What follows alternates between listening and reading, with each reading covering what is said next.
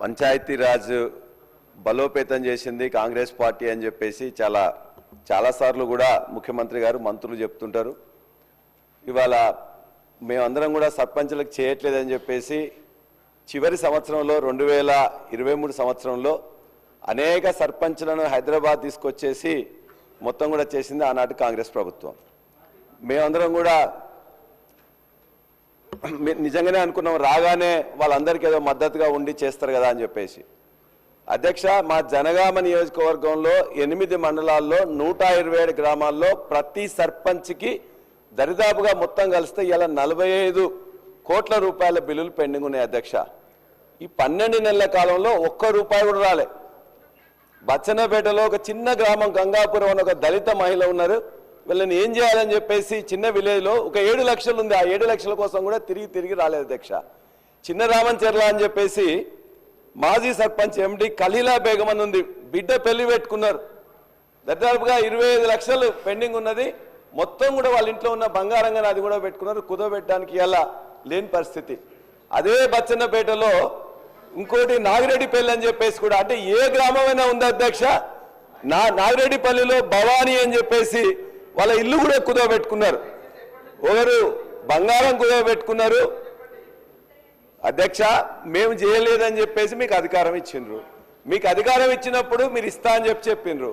కాబట్టి ఇవాళ నా నియోజకవర్గంలో ఉండే 127 సర్పంచులకు రావాల్సిన బిల్లులను దయచేసి ఒక వారం రోజుల్లో 10 రోజుల్లో ఇవ్వాల్సిందిగా మీ ద్వారా మంత్రి గారిని నేను కోరుకుంటున్నా. వాళ్ళ ఇంట్లో పెళ్లిళ్ళకు కానీ మిగతా కార్యక్రమాలు కానీ వాళ్ళు చేసే పరిస్థితి లేదు. అందరూ కూడా సగం మంది మహిళా ప్రతినిధులు ఉన్నారు, అందరూ కూడా పేదవాళ్లే, మధ్యతరగతి తక్కువ ఉన్న వాళ్ళు. అధ్యక్ష, రెండోది వారు సార్ చెప్పారు, ఈ బిల్లుల కోసం మిగతా వాళ్ళందరూ కూడా ఇవాళ సెక్రటరీకి లేకపోతే మిగతా దగ్గర పిలిపిస్తే 4 గంటలకే వచ్చి అరెస్ట్ చేస్తున్నారు. అధ్యక్ష, ఇప్పటికి 4 సార్లు 5 సార్లు కూడా వాళ్ళందరినీ మహిళల్ని పొద్దున 4 గంటల వాళ్ళకి కల్లాపు చల్దామని చెప్పేసి అంటే పోలీసు వాళ్ళు ఆనాడు రజాకారులకు ఆ సమయంలో కూడా ఇంత యొక్క నిర్బంధం లేదు. అధ్యక్ష, మహిళా పోలీసులు లేకుండా మహిళా మాజీ సర్పంచ్లని ఇవాళ అసెంబ్లీ ఉన్నట్టు అధ్యక్ష, అంతకంటే ముందు రోజు అరెస్ట్ చేసి లోపల పెడుతున్నారు. దయచేసి మీరు బిల్లులు ఇచ్చి వాళ్ళ యొక్క నిరసన తెలియకుండా చేయండి. ఆ నిరసన పాల్గొవట్లేదు, చేత కావట్లేదు అంటే కూడా ఆ మహిళా సర్పంచ్లను అరెస్ట్ చేయడం దయచేసి బంద్ చేయమని మంత్రి గారిని కోరుతా ఉన్నాను. చేసిన పాపాలు వీటన్నిటిని మర్చిపోయి మళ్ళా మేము అరే ఆగండి, ఎందుకు ఏం చెప్తారా, చూస్తుంటే మొగని కొట్టి మొరమొర అన్నట్టున్నది. చేసిన పాపాలన్నీ బిల్లులు కుప్ప తయారు చేసింది వాళ్ళ అధ్యక్ష. మళ్ళీ ఇప్పుడు మీరు ఇయ్యలేదు అని మాట్లాడటం, ఏది కూడా వాళ్ళకి ఇనే ఓకే లేదు. నోరు తెరిస్తే అబద్ధాలతోటి బతకడం అలవాటు పడిపోయిండ్రు. ఇన్నారు అధ్యక్ష, వీళ్ళు పొద్దుగా లేస్తే నిజాలు చెప్పడం బంద్ చేసిండ్రు, సలహాలు సూచనలు మర్చిపోయింది. అసలుకే సంవత్సర కాలం కాలేదు, బట్టలు చింపుకుంటారు అధ్యక్ష, దేనికో అర్థం కావట్లే. 10 ఏళ్ళ వాటికి జవాబు లేదు, సంవత్సర కాలం వాటికి మాత్రం ఇంత లొల్లి చేస్తాను అధ్యక్ష. నేను పోయినసారి కూడా మాట్లాడిన అధ్యక్ష, వీళ్ళు ఎంతసేపు ప్రజలను తప్పులో పట్టియడం లేకపోతే ఇంకే అధ్యక్ష. మేము ఒక్కటి అడుగుతాను అధ్యక్ష, వీళ్ళు ఎందుకు ఇయ్యలేకపోయినరు? ఈ కాలం వాళ్ళ కాలంలో ఇయ్యలేకపోగా ఇప్పుడు పట్టుకొని పాతకాలం ఇయ్యాలి, పాత ఎంపీటీసీల మా జీతాలు ఇవ్వాలి, లేకపోతే ఇది ఇవ్వాలి.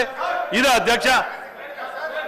ఏం అధ్యక్ష, ఏం తరం మొదలు పెడుతున్నారు అధ్యక్ష. ఒక్కొక్కరు 1000 కోట్ల తక్కువ లేకుండా సంపాదించుకొని అడ్డదారిలో పోయి సెంటిమెంట్ పెట్టుకొని అడ్డదారి పోతుంటే ఏం చెప్పాలి? ఇక ఇవాళ పొద్దుగా లేస్తే అధ్యక్ష, వీళ్ళు ఒక యూట్యూబ్లు పెట్టుకొని ప్రతిదానికి విమర్శించడమే, ఏది సమర్థించడం తెలియదు వీళ్ళకు. మంచి పనులు కూడా సమర్థించారు. ఇవాళ ఇంకొకటి ఇక అధ్యక్ష, ఇంకొకటి నేను పోయినసారి కూడా అడిగిన అధ్యక్ష, మేము మీ ద్వారా ఇతరులు వీళ్ళందరూ కూడా ఆఫీసులన్నీ కబ్జా పెట్టిండ్రు, ఇంటి నెంబర్ లేవు, అవన్నీ కూడా కడుతున్నారంటే ఇప్పటి వరకు కూడా యాక్షన్ తీసుకోలేదు అధ్యక్ష.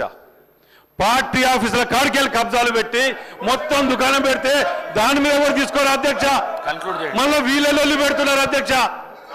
ఏం లొల్లి యొక్క అధ్యక్ష? ఇది కాకపోతే సలహాలు ఇవ్వటి చేత కాదు.